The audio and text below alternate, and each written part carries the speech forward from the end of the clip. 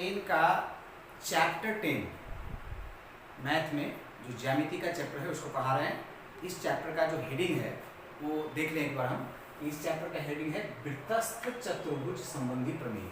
शब्द है वृत्तस्थ चतुर्भुज। ये वृत्तस्थ चतुर्भुज का मतलब क्या हुआ? शब्द का अगर मीमांसा कर ले हम तो वृत्त में अस्थित, वृत्तस्थ मतलब होता है वृत्त में अस्थित, अर्थात वृत्त में अस्थित होने से क्या तात्पर्य है? जैसे मान लो एक वृत्त है तो हम ऐसे कोई भी ले लेते हैं, यहाँ भी चित्र ऐसे बना हुआ, इसको भी देख करके समझ सकते हैं कि अगर किसी चतुर्भुज के चारों जो शीर्ष बिंदु हैं, देखिए यहाँ पर एक शीर्ष बिंदु ए है, बी है, सी है और डी है, ये चारों शीर्ष बिंदु अगर वृत्त के परिधि पर स्थित हो तो ऐसे चतुर्भुज को हम क्या कहते हैं? वृत्तस्थ चतुर्भुज कहते हैं। हालांकि इसमें से ध्यान रख लेना एकदम स्पष्ट है कि एक भी अगर वृत्त पर स्थित नहीं हो बिंदु उसमें से तो वो वृत्तस्थ चतुर्भुज नहीं होगा। तो यहाँ पर जो ये चैप्टर में हम पढ़ेंगे उसमें वृत्तस्थ चतुर्भुज संबंधी प्रमेय को पढ़ेंगे। ठीक है, यहाँ पर क्या बोला कि वृत्तस्थ चतुर्भुज संबंधी प्रमेय हमको समझना है। तो वृत्तस्थ चतुर्भुज क्या हुआ, क्लियर हो गया है। अब हम बात करते हैं कि इस चैप्टर में एक्चुअली बहुत बड़ा चैप्टर नहीं, बहुत छोटा चैप्टर है। इसमें मात्र 2 प्रमेय क्लास 10 में पढ़ने होते हैं। एक है प्रमेय 38 और दूसरा है प्रमेय 39।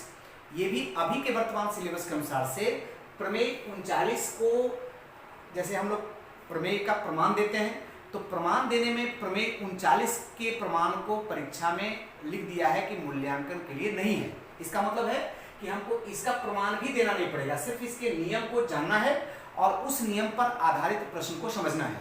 हम उसके प्रमाण पर नहीं जाएंगे, ठीक है। लेकिन पहला वाला जो प्रमेय है इसको प्रमाणित करना है और सामान्यतः एक उसमें उपप्रमेय का भी प्रयोग होता है, वो है यहाँ पर देखिए उपप्रमेय लिखा हुआ है, ठीक है। तो ये मेन रूप से यहाँ पर 2 प्रमेय और एक उपप्रमेय है। इसके अलावा चैप्टर में हमने पहले भी समझा दिया है कि ज्यामिति का जब चैप्टर पढ़ते हैं हम, जो भी ज्यामिति का चैप्टर हम क्लास 10 में पढ़ रहे हैं तो उसको अरेंज करते हैं। अरेंजिंग में क्या होता है कि पहला पार्ट में हम क्या करते हैं, उसमें नियम पढ़ते हैं, ठीक है। नियम मतलब यहाँ पर प्रमेय पढ़ते हैं या उपप्रमेय जो रहता है वो पढ़ते हैं। दूसरा पार्ट में हम उस पर आधारित कुछ प्रयोग का जो क्वेश्चन होता है, जो उदाहरण में दिया हुआ रहता है, उसको पढ़ते हैं। और तीसरा पार्ट में जाकर के हम एक्सरसाइज को करते हैं, ठीक है। तो अभी जो वीडियो हम बना रहे हैं उसमें से ज़्यादातर अभी प्रमेय पर ही बन रहा है, फिर जैसा होगा हम एक्सरसाइज पर भी आगे बढ़ेंगे, ठीक है। तो अभी पहला प्रमेय पर हम बात जब कर रहे हैं तो इसमें है देखिए वृत्तस्थ चतुर्भुज के विपरीत कोण परस्पर संपूरक होते हैं।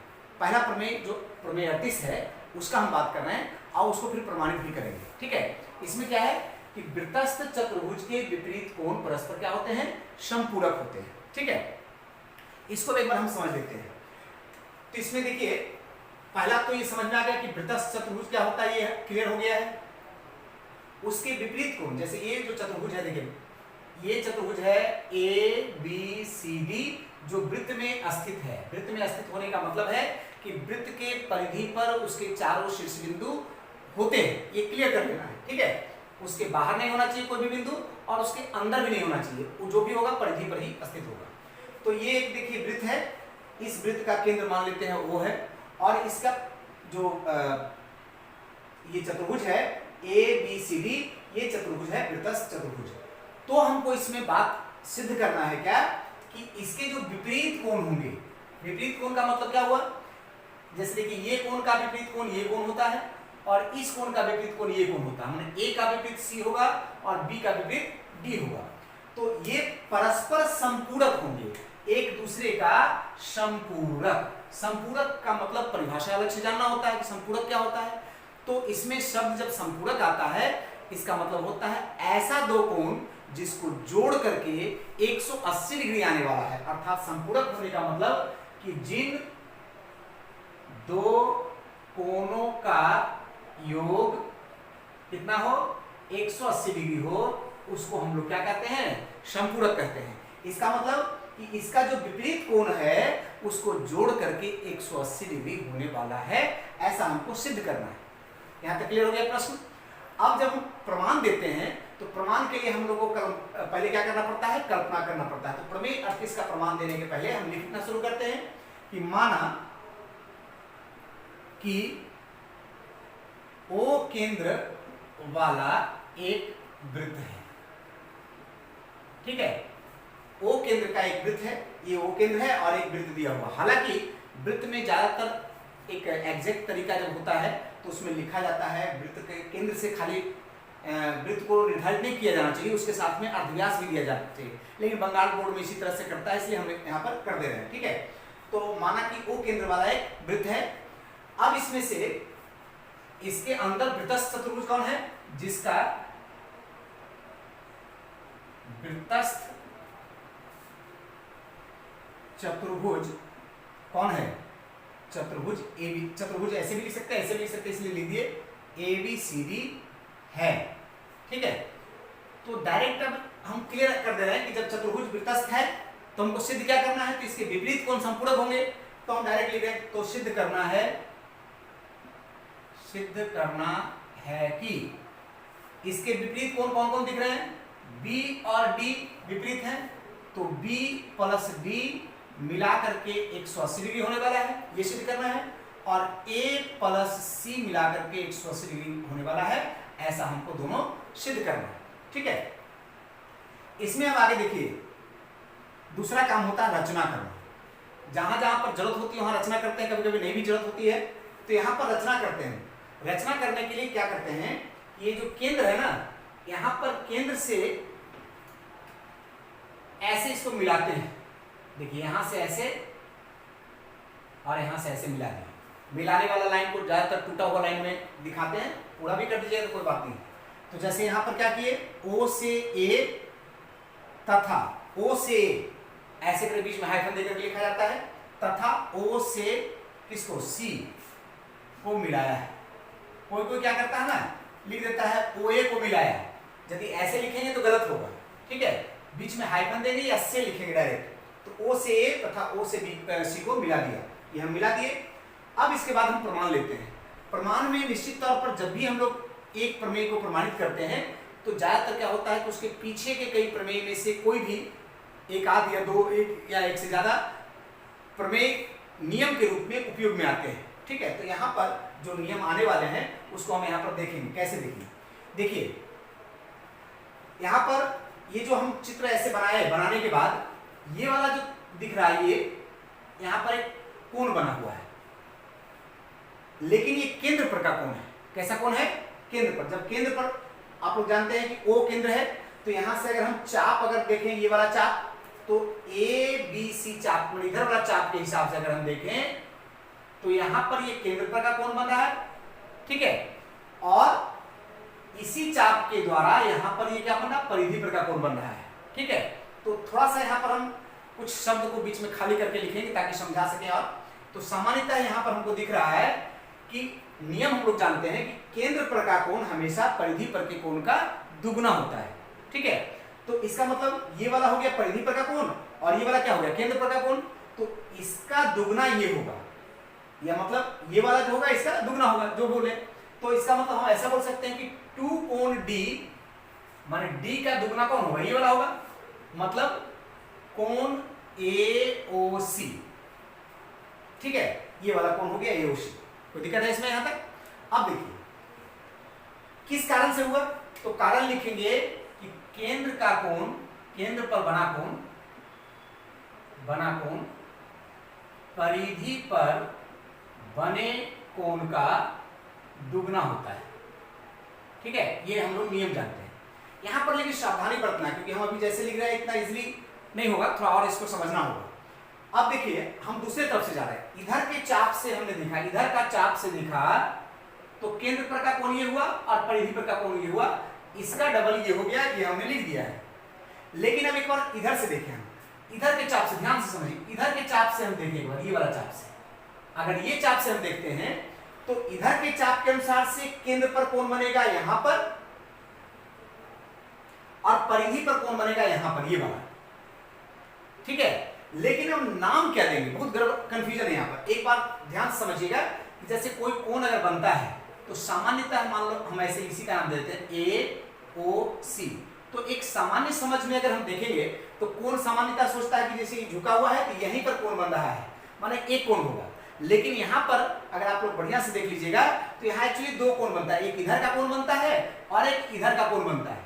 तो सरलता से समझने के लिए हम लोग इसको ऋजुपूरक कोण के रूप में इधर वाला को जानते हैं, तो वो अभी नहीं देखना है। सिंपल आप समझिए कि यहाँ पर इसका नाम कैसे लिखेंगे, तो इधर का कोण को हमने लिखा AOC, तो इधर का कोण जब ये वाला कोण जब लिखेंगे तो इसको क्या लिखेंगे, इसको भी AOC लिखना पड़ेगा क्योंकि नाम तो दूसरा है नहीं। किंतु यहाँ पर क्या करते हैं कि एक इधर वाला छोटा है और इधर वाला बड़ा है, तो एकदम सिंपल तरीका से हम क्या करते हैं कि इधर वाला जो कोण लिखे इसको हम लिख दे रहे हैं लघु, क्या समझे। और फिर जब ये वाला केंद्र का कोण हम जब बोल रहे हैं और ये परिधि का कोण बोल रहे हैं, तो इस परिधि के कोण का डबल माने इसका डबल ये हो जाएगा, तो हम इसको लिख सकते हैं 2b बराबर कितना, कोण AOC। इधर भी हुआ लेकिन यहाँ कंफ्यूजन देखिए क्या है, ये भी AOC है, तो हम इसको क्या करते हैं दीर्घ कर देते हैं, मतलब बड़ा तरफ वाला, मतलब बड़ा साइज वाला, ठीक है, सामान्य एकदम तरीका से। तो ये हो गया लघु कोण और ये हो गया दीर्घ कोण। अब देखिए फिर से एक बार क्लियर कर लीजिए, ये जो कोण है इसका नाम भी AOC हुआ, ये केंद्र पर का कोण है किसका, दुगना इसका, और इधर वाला केंद्र पर का कोण क्या है, इसका दुगना। इसको चूंकि बड़ा है तो इसको दीर्घ लिख दिया, इसको क्या लिख दिए, लघु लिख दिए। देखिए यही बात हो गया। और यहाँ भी जो नियम लगा यही वाला नियम लगा, क्या नियम लगा बोलिए, केंद्र पर के कोण का परिधि माने केंद्र पर का जो कोण होता है परिधि पर के कोण का दुगना होता है। कोई दिक्कत है यहाँ तक। अब ये जो आया ना इसको क्या करिए, जोड़ दीजिए दोनों को। ये जोड़ने में क्या आएगा, 2 कोण D प्लस 2 कोण B इधर जुड़ाएगा, इधर लघु कोण AOC और दीर्घ कोण AOC दोनों जब मिला तो एक बार ये तो एलजेब्रा अंग्रेज जैसा नहीं जोड़ते हम लोग, यहाँ पर चित्र में जोड़ते हैं। चित्र में देखिए क्या है, इधर का AOC और इधर का AOC मिल करके पूरा गोल गोल हो गया, मतलब एक चक्कर मार दिया, मतलब वो 360 डिग्री का कोण बन गया। तो अगर ये दोनों को जोड़ दें तो कितना डिग्री का कोण बनने वाला है, 360 डिग्री का। तो आप देखिए यहाँ पर 2 कॉमन ले लेते हैं, थोड़ा अरेंज करके लिख सकते हैं, B को पहले D को बाद में अच्छा लगेगा। तो B प्लस D बराबर 2 कॉमन हो गया, बराबर कितना हो गया, 360 डिग्री हो गया, ठीक है।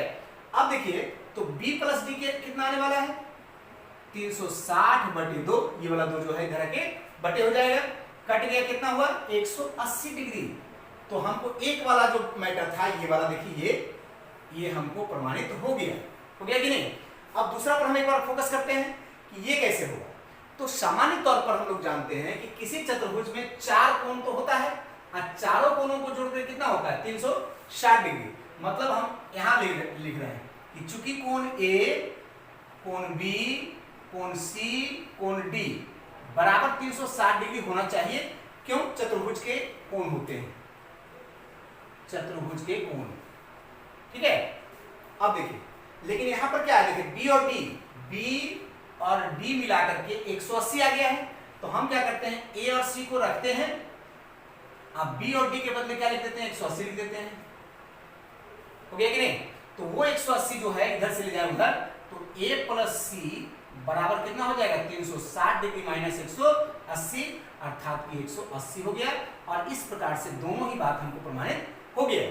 कोई दिक्कत है इसमें, ठीक है। प्रमेय 38 हमने प्रमाणित कर लिया, ठीक है। अब देखिए प्रमेय 39 को प्रमाणित नहीं करना है, ये एग्जाम में उसका प्रमाण नहीं आएगा, लेकिन समझ लेना है कि इसका विपरीत है।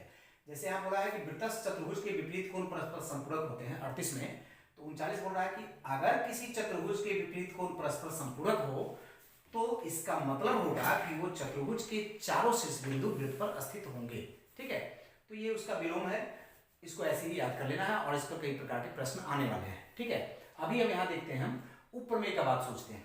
देखिए उपप्रमेय में क्या है कि किसी वृत्तस्थ चतुर्भुज के किसी एक भुजा को बढ़ाने से बना बहिष्कोण विपरीत अंतःकोण के बराबर होता है। मतलब क्या हुआ, इसको एक बार चित्र बना करके समझते हैं, ठीक है। उपप्रमेय का उपप्रमेय में जो दिया हुआ है, किसी वृत्तस्थ चतुर्भुज के, तो पहले हम वृत्त ले लेते हैं, मान लीजिए वृत्त ले लिए, ठीक है। इस वृत्त में स्थित कोई भी चतुर्भुज ले लेते हैं हम, ऐसे ही चतुर्भुज के आकार से कोई मतलब नहीं है, ये हमने चतुर्भुज ले लिया है, ठीक है।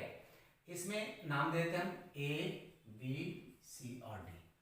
अब बोल रहा है कि किसी एक भुजा को अगर बढ़ाए ले, देखिए किसी एक भुजा को बढ़ाने से, तो एक भुजा मान लीजिए इसको हम बढ़ा दिए, इसका नाम देते हैं मान लो E बिंदु तक बढ़ा दिए, बना जो बहिष्कोण होगा, अब ये बहिष्कोण कौन सा बना, ये वाला कोण जो बना ये बहिष्कोण बना, ठीक है। इसका मान विपरीत अंतःकोण, विपरीत अंतःकोण देखिए, अंतःकोण मतलब इसके बगल वाला अंतःकोण ये हुआ और ये बगल वाला अंतःकोण हुआ, इसके विपरीत अंतःकोण मतलब ये वाला हुआ, तो इसका मान इसके बराबर होगा, ये हमको सिद्ध करके दिखाना है, ये वाला कोण इसके बराबर होगा, ऐसा हमको सिद्ध करके दिखाना है, ठीक है। तो इसमें कल्पना जैसे आप लोग पहले भी ज्यामिति में देखे हैं कि जैसे देखिए ये ऊपर में चतुर्भुज का नाम दिया हुआ नहीं है, वृत्त का नाम दिया हुआ नहीं है, तो जिसमें नाम दिया हुआ नहीं रहता है उसमें हम लोग कल्पना करके लिखते हैं कि माना कि ये वाला चतुर्भुज है, ठीक है। तो वैसे यहां पर लिख सकते हैं, हम यहां से लिख रहे हैं माना कि ओ माने एक केंद्र ले लेते हैं, ओ वृत्त का एक ओ केंद्र का एक वृत्त है, ठीक है, ओ केंद्र का एक वृत्त है जिसके वृत्तस्थ चतुर्भुज कौन है, ए बी सी डी है ना। बीसी भुजा को ई बिंदु तक बढ़ाया, कहां तक बढ़ाया, ई बिंदु तक बढ़ाया, तो हमको सिद्ध करना है, क्या सिद्ध करना है कि ये वाला जो बहिष्कोण बना, मतलब बहिष्कोण DCE बराबर होगा किसका, ये वाला विपरीत अंतःकोण BAD का, ठीक है, ये बराबर होगा, ये बराबर ये होगा, ऐसा सिद्ध करना है। हम इसमें डायरेक्ट प्रमाण लेते हैं, देखिए प्रमाण में सामान्यतः आप देखिए यहां कि ये कोण जो है और ये कोण एक सरल रेखा पर बना हुआ कोण है, आसन्न कोण बोल सकते हैं।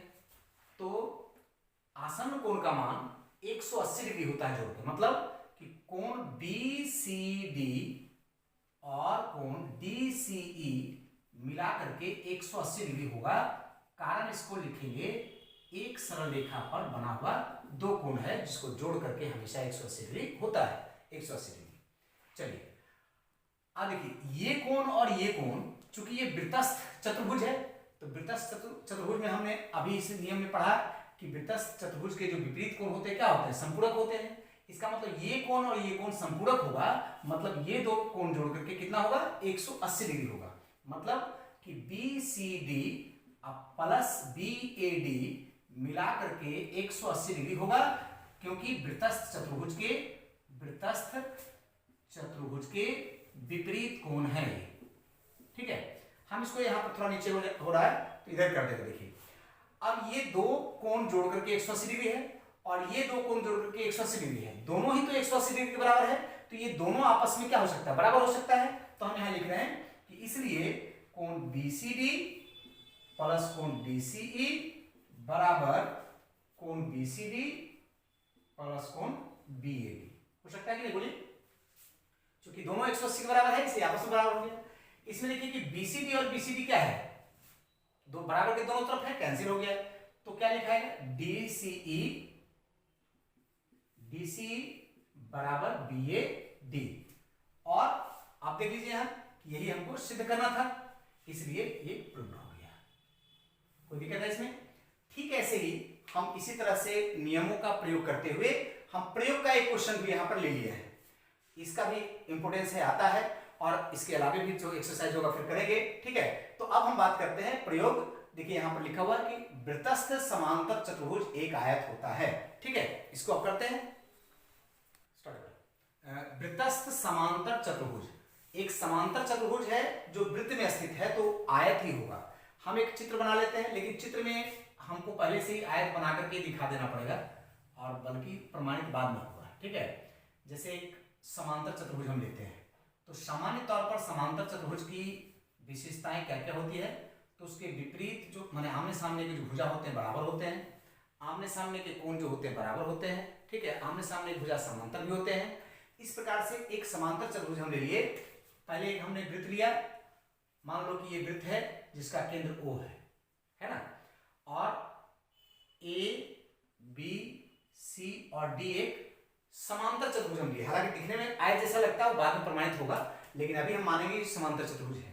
तो लिखेंगे कि माना कि ओ केंद्र का एक वृत्त है ना, जिसमें ABCD एक वृत्तस्थ समानांतर चतुर्भुज है। अब जैसे समांतर चतुर्भुज बोला तो समांतर चतुर्भुज की क्या क्या विशेषता होती है वो हमको याद रख लेना पड़ेगा और वहां जरूरत होगा तो लगेगा, है ना। तो ये समांतर चतुर्भुज है, तो सिद्ध करना है कि ये वाला समांतर चतुर्भुज तो है ही, लेकिन ये आयत भी होगा, कि चतुर्भुज ABCD आयत होगा। ठीक है, ये हमको सिद्ध करना है, ये आयत के रूप में हमको दिखाना है। तो पहले समांतर चतुर्भुज होने में क्या क्या होता है? आमने सामने के भुजा समांतर होते हैं, आमने सामने के भुजा बराबर भी होते हैं, इसके आमने सामने के कोण भी बराबर होते हैं। ठीक है, इस तरह से अनेकों विशेषता होते हैं समांतर चतुर्भुज का। आयत में क्या होता है? समांतर चतुर्भुज की जो विशेषता होती है उसमें से होता है कि आमने सामने के भुजा बराबर इसमें होते हैं, लेकिन साथ में प्रत्येक कोण 90 डिग्री का हो जाता है। तो एक समांतर चतुर्भुज आयत में कब बदल जाता है? आयत कब हो जाता है? जब उसमें का कोई एक कोण अगर 90 डिग्री का हो जाए तो बाकी भी चारों कोण 90 डिग्री का हो जाएगा। तो अगर उसके चारों कोण 90 डिग्री का हो जाए तो वही समांतर चतुर्भुज क्या होगा? आयत बन जाएगा। इसका मतलब आयत और समांतर चतुर्भुज में मूल रूप से एक ही फर्क है कि अगर उसके प्रत्येक कोण 90 डिग्री के बराबर नहीं है तो वो आयत नहीं रहेगा, वो समांतर चतुर्भुज रहेगा। और जैसे ही उसके प्रत्येक कोण 90 डिग्री के बराबर हो जाए तो क्या हो जाएगा? आयत, समांतर चतुर्भुज आयत बन जाएगा। ठीक है, तो एक्चुअली हमको ये अगर पता चल जाए कि इसका प्रत्येक कोण 90 डिग्री का है तो हम समझ जाएंगे कि ये आयत है। अब हम प्रमाण लेते हैं, देखिए। तो चूंकि ये समांतर चतुर्भुज है तो समांतर चतुर्भुज जानते हैं कि आमने सामने के कोण भी बराबर होते हैं। तो चूंकि चतुर्भुज ABCD एक समानांतर चतुर्भुज है, इसलिए कोण A, देखिए कोण कोई भी लेते हैं, B ही लेते हैं, B बराबर कोण D होगा, कोण B बराबर कोण D होगा। लेकिन चूंकि ये वृत्तस्थ है और वृत्तस्थ होने से, वृत्तस्थ भी है तो वृत्तस्थ होने से जानते क्या होता है? B और D को जोड़ करके 180 डिग्री होना चाहिए, विपरीत कोण को जोड़ के कितना होना चाहिए? 180 डिग्री होना चाहिए। अब देखिए B बराबर D है, अब B प्लस D 180 है, तो हम ऐसा कर सकते हैं कि B इस D के बदले भी B लिख देते हैं क्योंकि दोनों तो बराबर है। तो इसका मतलब 2 कोण B बराबर कितना होगा? 180 डिग्री। इसका मतलब कोण B बराबर कितना होगा? 180/2 मतलब 90 डिग्री। क्या समझे? तो ये कोण हो गया 90 डिग्री। अब सुनिए कि जैसे B 90 डिग्री हुआ तो D तो उसके बराबर ही है, तो इसका मतलब D भी 90 डिग्री होगा। और ठीक ऐसे जब ये 90 हो गया और ये 90 हो गया तो अपने आप इसी तरह से हम इसको भी प्रमाणित कर सकते हैं 90-90, तो ये भी 90 हो जाएगा और ये भी 90 हो जाएगा। तो यदि किसी समांतर चतुर्भुज में अगर प्रत्येक कोण 90 डिग्री का हो जाए इसका मतलब ये आयत हो जाएगा। इसलिए चतुर्भुज समांतर चतुर्भुज जो ABCD है यहाँ एक आयत है, ऐसा ठीक है प्रूव हो गया। ओके, तो सुनिए अब आज का जो टॉपिक हुआ, हम वृत्तस्थ चतुर्भुज संबंधी प्रमेय को हमने किया इस चैप्टर में, क्लास 10 का जो टॉपिक है। और इस चैप्टर में जो मूल बात था प्रमेय 38 उसको हमने प्रमाणित किया। प्रमेय 39 को प्रमाणित नहीं किया, लेकिन प्रमेय 39 के आधार पर कुछ ऑब्जेक्टिव क्वेश्चन आते हैं जो बाद में हम देखेंगे। और उपप्रमेय और प्रयोग हमने कर दिया। तो आज का इस वीडियो में इतना ही, फिर उसके बाद इसका जो एक्सरसाइज वगैरह है वो अगले किसी वीडियो में बनेगा। ठीक है।